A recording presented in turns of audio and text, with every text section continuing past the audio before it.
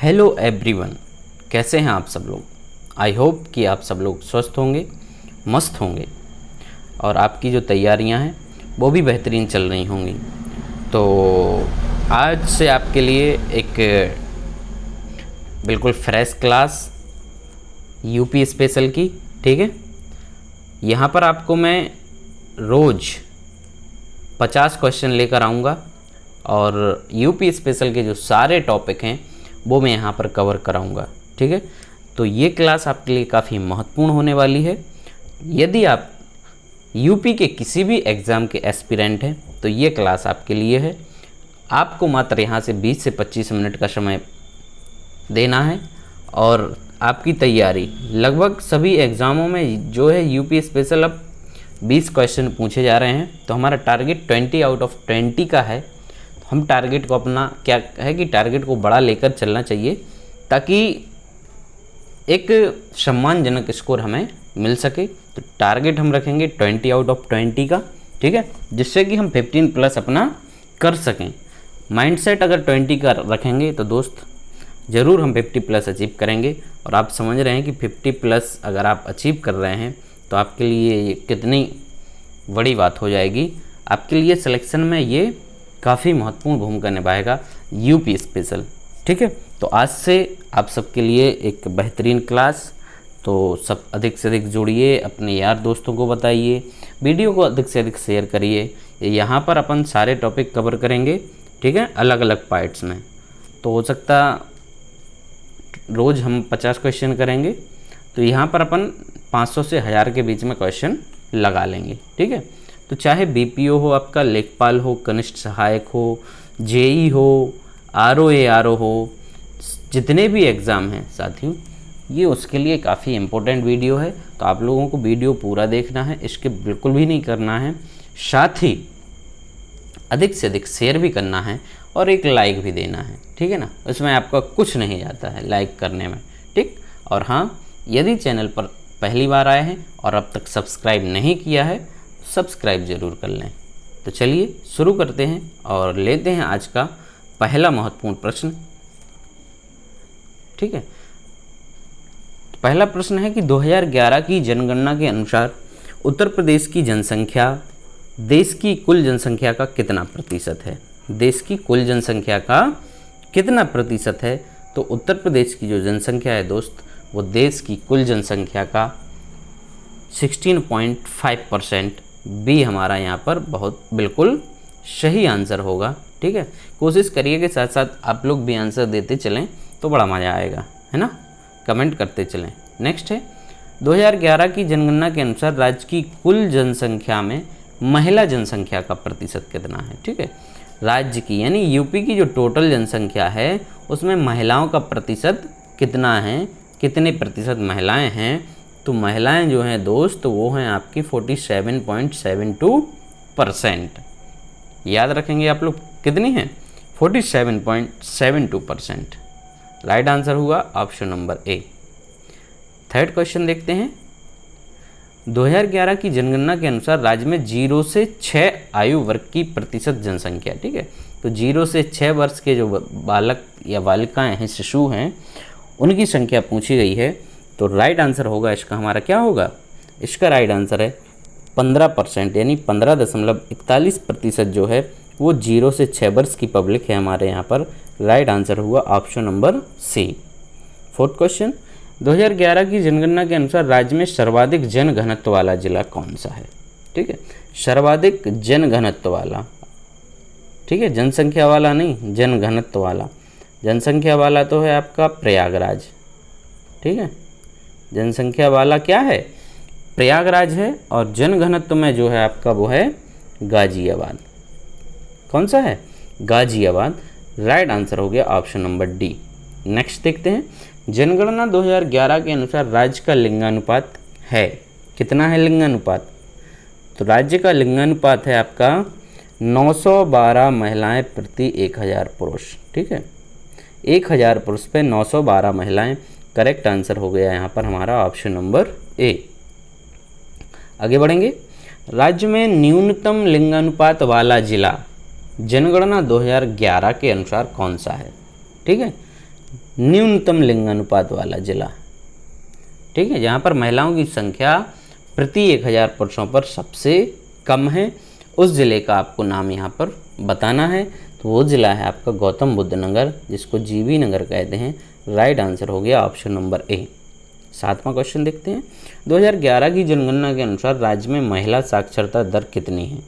महिलाओं की लिटरेसी कितनी है, ठीक है, कितनी महिलाएं पढ़ी लिखी हैं हमारे उत्तर प्रदेश में, तो उसकी जो परसेंटेज है तो आप समझिए कि मात्र 57.2% महिलाएं साक्षर हैं 2011 की जनगणना के अनुसार। कितनी है? 57.2%, जो कि ये फिगर काफ़ी अच्छे नहीं हैं, ये काफ़ी बुरे ही कहेंगे इनको, ठीक है ना। आज के समय में आज़ादी के आपके 76 वर्ष हो गए, 77 वर्ष हो गए, और अभी तक मात्र 50% ही कह लीजिए इसको, क्योंकि ये जो फिगर दिखाए जाते हैं, साक्षर का मतलब यहाँ पर जो साइन करके जानता है ना, जबकि साक्षरता का अर्थ कुछ और ही होता है। नेक्स्ट देखेंगे, राज्य में जनगणना 2011 के अनुसार न्यूनतम दशकीय वृद्धि दर वाला जिला है, ठीक है, मतलब सबसे कम जो दशकीय वृद्धि हुई है, कह रहे हैं कि कौन से ज़िले में हुई है, किस ज़िले में जनसंख्या में सबसे कम दशकीय वृद्धि हुई है, तो वो है आपका कानपुर नगर। राइट आंसर होगा साथियों ऑप्शन नंबर डी। और जनगणना का एक आध क्वेश्चन आपको ज़रूर मिलेगा, तो सारे क्वेश्चन यहाँ पर लिए गए हैं। कोशिश यही रहती है कि सब कुछ एक ही चीज़ में कवर हो जाए, जिससे कि आपको कोई दिक्कत ना हो। नेक्स्ट है, 2011 की जनगणना के अनुसार राज्य की दशकीय जनसंख्या वृद्धि दर कितनी है? दशकीय मतलब प्रत्येक 10 वर्ष के अंतराल पर, 10 वर्ष के अंतराल पर जो वृद्धि दर है वो कितनी है ना। तो जो दशकीय वृद्धि दर है वो है 20.20, मतलब 20.22% जो है दशकीय वृद्धि दर है। राइट आंसर हो गया ऑप्शन नंबर ए। 10वां क्वेश्चन देखते हैं, जनगणना 2011 के अनुसार राज्य की महिला जनसंख्या में दशकीय वृद्धि दर कितनी रही है? महिलाएं किस रेट से जो हैं वो इंक्रीज हो रही हैं या बढ़ रही हैं? तो राइट आंसर है 21.23%। राइट आंसर हो गया ऑप्शन नंबर डी। आगे बढ़ते हैं, जनगणना 2011 के अनुसार राज्य में सर्वाधिक महिला साक्षरता दर वाला जिला है। सर्वाधिक महिला साक्षरता दर वाला जिला कह रहे हैं कि कौन सा है? तो सर्वाधिक जो महिलाएं साक्षर हैं वो हैं आपके कानपुर नगर में, ठीक है। तो बधाई हो कानपुर वालों, आपके यहाँ पर महिलाओं की जो साक्षरता दर है वो सबसे अधिक है। राइट आंसर हो गया ऑप्शन नंबर डी। 12वां, 2001 की तुलना में वर्ष 2011 में उत्तर प्रदेश की साक्षरता में कितने प्रतिशत की वृद्धि हुई है? 2001 की तुलना में, यानी दशकीय वृद्धि दर कितनी होगी आपकी साक्षरता के उसमें, है ना, साक्षरता में, तो 11.34% की साक्षरता दर में वृद्धि हुई है। करेक्ट ऑप्शन होगा ऑप्शन नंबर ए। नेक्स्ट, 2011 की जनगणना के अनुसार उत्तर प्रदेश की साक्षरता दर राष्ट्रीय औसत से कितनी कम है? राष्ट्रीय जो एवरेज है कह रहे हैं कि उससे 2011 की जनगणना के अनुसार जो साक्षरता दर है वो उससे कितनी कम है? राष्ट्रीय जो आपका एवरेज है, नेशनल एवरेज है, तो 5.3% कम है। राइट आंसर हुआ ऑप्शन नंबर बी। अगला क्वेश्चन देखेंगे, 2001 से 11 के मध्य राज्य के जन घनत्व में कितनी वृद्धि हुई थी? ठीक है, 2001 से 11 के बीच में, चूँकि अभी 11 के ही आंकड़े माने जाते हैं, उसी से पूछा जाता है, क्योंकि नई तो अभी जनगणना हुई नहीं है ना, तो उसी से क्वेश्चन बनते हैं। तो इसमें जो जनघनत्व में वृद्धि हुई थी वो 139 व्यक्ति प्रति वर्ग किलोमीटर की वृद्धि हुई थी। करेक्ट ऑप्शन होगा ऑप्शन नंबर बी।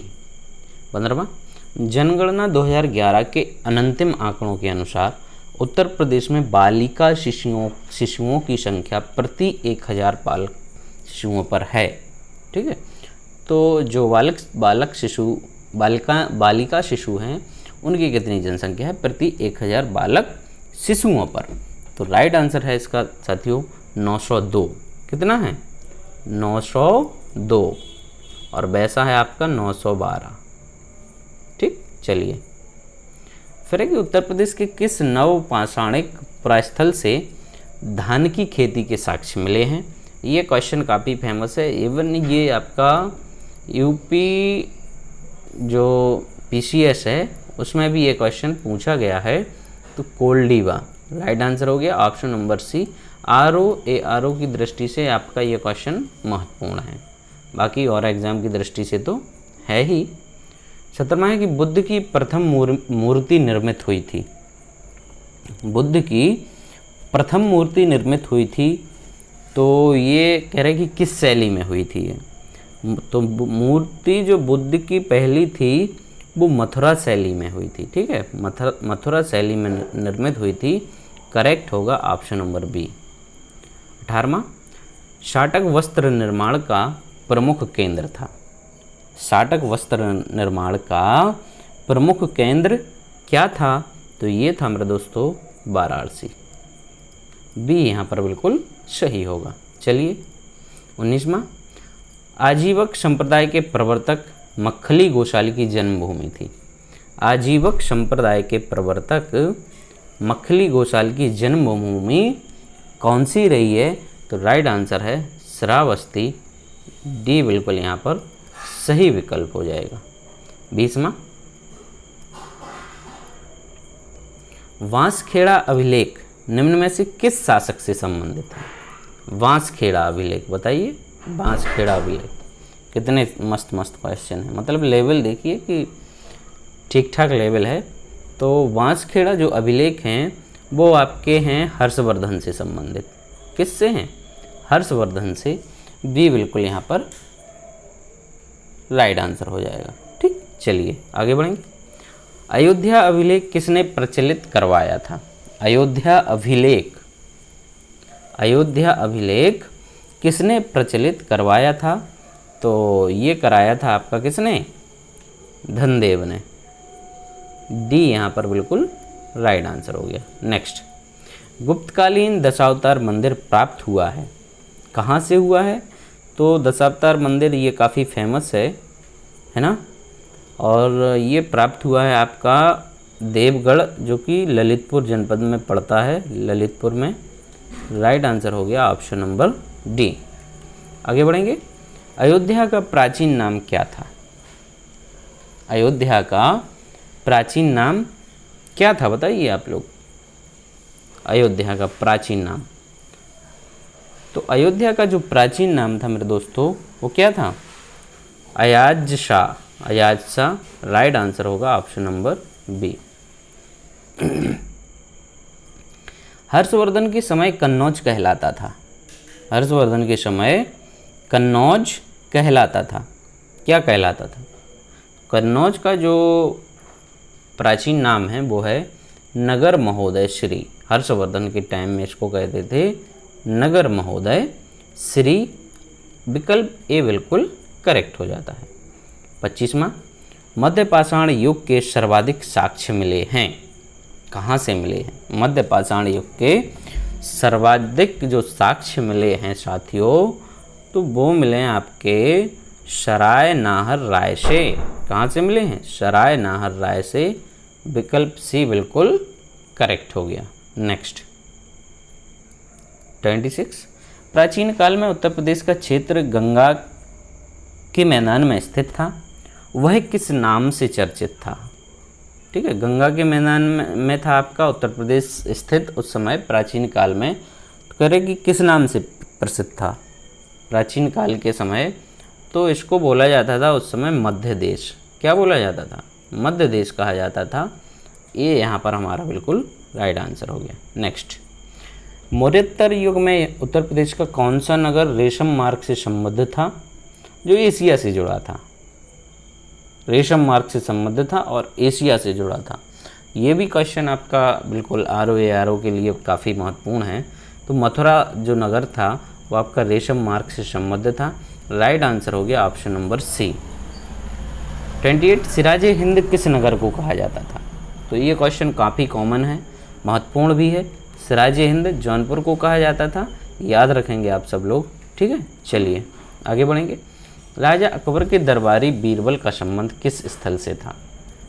राजा के अकबर का जो दरबारी था बीरबल, ठीक, तो बीरबल का संबंध कह रहे हैं कि किस स्थल से था, मतलब वो कहाँ की उनकी पैदाइश थी, तो ये थे कालपी से संबंधित। ये आपका कानपुर के पास पड़ता है कालपी, वहाँ के ये रहने वाले थे। नेक्स्ट, 10 मई 1857 को भारत के महान विद्रोह का प्रारंभिक विस्फोट कह रहे कि हुआ था।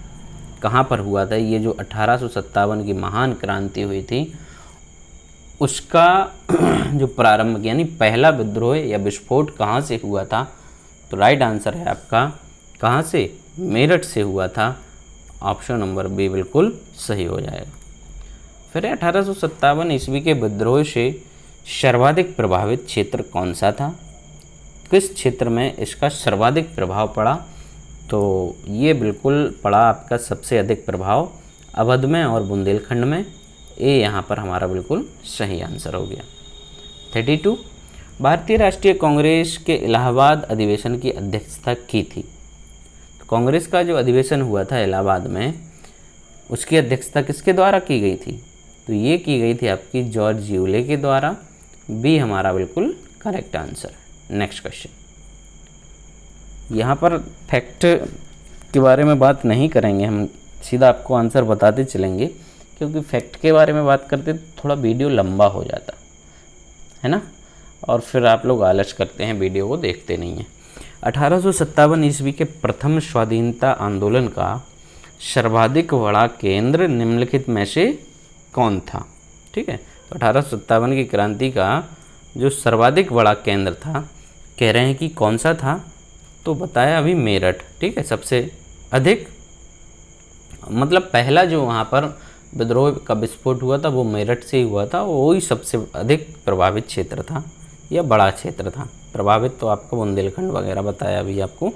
अंग्रेज गवर्नर जनरल लॉर्ड डलहौजी की विलय नीति के फलस्वरूप उत्तर प्रदेश की निम्नलिखित में से कौन सी रियासत अंग्रेजी सरकार के अधीन नहीं की गई थी? ठीक है, कौन सी रियासत कह रहे हैं कि अंग्रेजी शासन के अधीन नहीं की गई थी?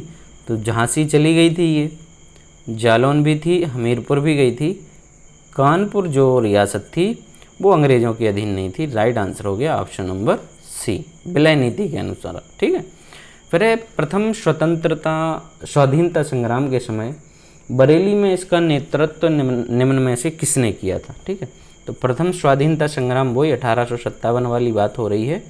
तो बरेली में इसका जो प्रतिनिधित्व था, नेतृत्व था, वो किसके द्वारा किया गया था बताइए?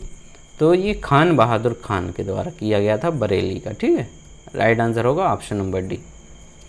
36 में है, अक्टूबर 1921 में उत्तर प्रदेश कांग्रेस का राजनीतिक सम्मेलन किसकी अध्यक्षता में आगरा में संपन्न हुआ था?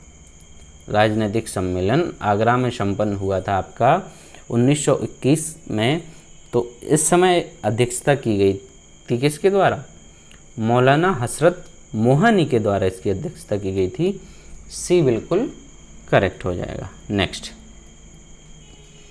काशी विद्यापीठ की स्थापना किस आंदोलन के दौरान हुई थी? काशी विद्यापीठ की कह रहे हैं कि स्थापना किस आंदोलन के दौरान हुई थी? तो ये हुई थी आपकी भारत छोड़ो आंदोलन। भारत छोड़ो आंदोलन के दौरान काशी विद्यापीठ की स्थापना हुई थी। राइट आंसर हो गया ऑप्शन नंबर डी। ये एक महत्वपूर्ण क्वेश्चन, चौरी चौरा की घटना कब घटित हुई थी? कह रहे हैं कि चौरी चौरा की घटना कब घटित हुई थी? तो अभी इसकी शताब्दी मनाई गई थी, है ना। इस घटना की क्या मनाई गई थी?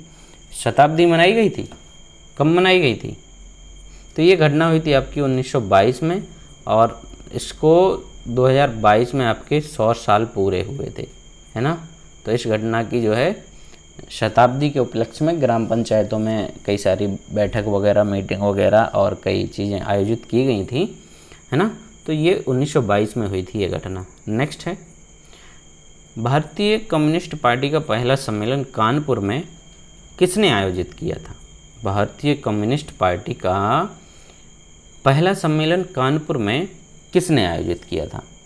तो ये जो सम्मेलन आयोजित किया गया था ये सत्य भगत ने किया था। करेक्ट आंसर हो गया ऑप्शन नंबर ए। नेक्स्ट है, काकोरी ट्रेन डकैती कब घटित हुई थी? काकोरी ट्रेन डकैती, ठीक है, काकोरी जो ट्रेन कांड हुआ था कह रहे हैं कि ये कब की घटना है, कब हुई थी, तो ये हुई थी 9 अगस्त 1925 को। अगले साल इसके भी 100 वर्ष पूर्ण हो जाएंगे, है ना। 9 अगस्त 1925 की घटना है, बी यहाँ पर बिल्कुल राइट आंसर हो जाए। फिर 1942 ईस्वी में भारत छोड़ो आंदोलन के समय उत्तर प्रदेश के किस शहर में राष्ट्रीय सरकार की स्थापना की गई थी। 1942 में भारत छोड़ो आंदोलन के समय उत्तर प्रदेश के किस शहर में राष्ट्रीय सरकार की स्थापना की गई थी। ये क्वेश्चन भी महत्वपूर्ण है, तो बलिया में की गई थी, ठीक है। कहाँ पर, बलिया में। Right answer option number A. चलिए 1946 में मेरठ में आयोजित भारतीय राष्ट्रीय कांग्रेस के अध्यक्ष कौन थे। 1946 में मेरठ में आयोजित हुआ था कांग्रेस का अधिवेशन, ठीक है। तो उसके अध्यक्ष कौन थे, किसके द्वारा इसकी अध्यक्षता की गई थी, तो ये थे आचार्य जेवी Kripalani. Right answer option number D. 43 भारतीय राष्ट्रीय कांग्रेस के अधिवेशन 1885 ईस्वी से 1947 ईस्वी के मध्य उत्तर प्रदेश में कितनी बार आयोजित हुए थे। कांग्रेस के जो अधिवेशन हैं, कह रहे हैं कि उत्तर प्रदेश में कितनी बार हुए थे, तो 8 बार आयोजित हुए। राइट आंसर होगा ऑप्शन नंबर सी। अगला क्वेश्चन देखेंगे, संयुक्त प्रांत में 1937 ईस्वी में कांग्रेस की सरकार किसके नेतृत्व में गठित हुई थी। 1937 में तो ये हुई थी गोविंद वल्लभ पंत के नेतृत्व में। राइट आंसर हो गया option number A. Next question, Chandrashekhar Azad British सरकार के खिलाफ संघर्ष करते हुए इलाहाबाद के किस पार्क में पुलिस मुठभेड़ में शहीद हो गए थे। तो ये जो पार्क है वो है अल्फ्रेड पार्क, ठीक है। अब इसका नाम बदल के चंद्रशेखर आज़ाद पार्क कर दिया गया है। अल्फ्रेड पार्क आपका प्रयागराज में है, सी यहाँ पर करेक्ट आंसर हो जाएगा। नेक्स्ट, उत्तर प्रदेश का कौन सा क्षेत्र आद्य कल्प की प्राचीनतम शैलों से निर्मित है। देखिए आपको विविधताएं मिलेंगी, क्वेश्चन में आपको कई सारी विविधताएं मिलेंगी। देखते चलिए, बहुत ही अच्छे अच्छे क्वेश्चन यहाँ पर आपको मिलेंगे। ये तो अभी पहला इसका जो है पार्ट था, आगे भी कई सारे पार्ट्स में लेकर आने वाला हूँ, ठीक। उत्तर प्रदेश का कौन सा क्षेत्र आद्य कल्प की प्राचीनतम शैलों से निर्मित है। तो आद्य कल्प की जो प्राचीनतम शैलें हैं उससे निर्मित क्षेत्र है बुंदेलखंड। डी विकल्प जो है वो यहाँ पर करेक्ट आंसर है। 47 उत्तर प्रदेश का निम्नलिखित में से कौन सा जिला दक्षिण के पठारी भाग के अंतर्गत नहीं आता है। दक्षिण के पठारी भाग के अंतर्गत कह रहे हैं कि कौन सा जिला जो है वो इसके अंतर्गत नहीं आता है, तो आगरा नहीं आता है, बी हमारा बिल्कुल करेक्ट हो जाएगा। उत्तर प्रदेश के दक्षिण में स्थित पठारी भूभाग को किस नाम से जाना जाता है। उत्तर प्रदेश के दक्षिण में स्थित जो पठारी भूभाग है, कह रहे हैं कि उसको किस नाम से जानते हैं, किस नाम से जानते हैं, विंध्य से सतपुड़ा का पठार, बघेलखंड या बुंदेलखंड का पठार, ठीक है। तो ये जो पठार है वो आपका दक्षिण वाले भाग में उत्तर प्रदेश के, इसको जाना जाता है आपका बुंदेलखंड का पठार है, इसके नाम से जाना जाता है। डी बिल्कुल यहाँ पर करेक्ट हो जाएगा। नेक्स्ट क्वेश्चन, उत्तर प्रदेश निम्नलिखित में से किन अक्षांशों व देशांतरों के मध्य स्थित है। चूँकि उत्तर प्रदेश के बारे में पढ़ते हैं तो पहला क्वेश्चन ही हम ये देखते हैं, लेकिन कई बार ये क्वेश्चन गलत कर बैठते हैं, है ना, वो भी प्रैक्टिस ना करने की वजह से, ठीक है। बाकी सबको पता ही है 23.5 डिग्री 23 डिग्री 52 मिनट उत्तरी अक्षांश से 30 डिग्री 28 मिनट उत्तरी अक्षांश तथा 77 डिग्री 30 मिनट पूर्वी देशांतर से 84 डिग्री 39 पूर्वी देशांतर तक, ठीक है। राइट आंसर है यहाँ पर आपका ऑप्शन नंबर ए। और आज की सीरीज का अंतिम प्रश्न जो कि 50वां है, उत्तर प्रदेश को पूर्व में किस नाम से जाना जाता था, ठीक है ना। तो अंत तो बिल्कुल सिंपल क्वेश्चन से हो गया, ये यूनाइटेड प्रोविंस के नाम से जाना जाता था। ए यहाँ पर बिल्कुल करेक्ट आंसर हो गया। तो ये आपके टॉप 50 आज के यहीं पर समाप्त हो रहे हैं। आई होप कि आपको क्वेश्चंस अच्छे लगे होंगे। अच्छे लगे हैं दोस्त तो वीडियो को लाइक करें, अधिक से अधिक शेयर करें और चैनल को सब्सक्राइब करना ना भूलें। कल फिर मिलेंगे एक और नए वीडियो में, तब तक के लिए आप सब लोग अपना ध्यान रखिए। Thank you.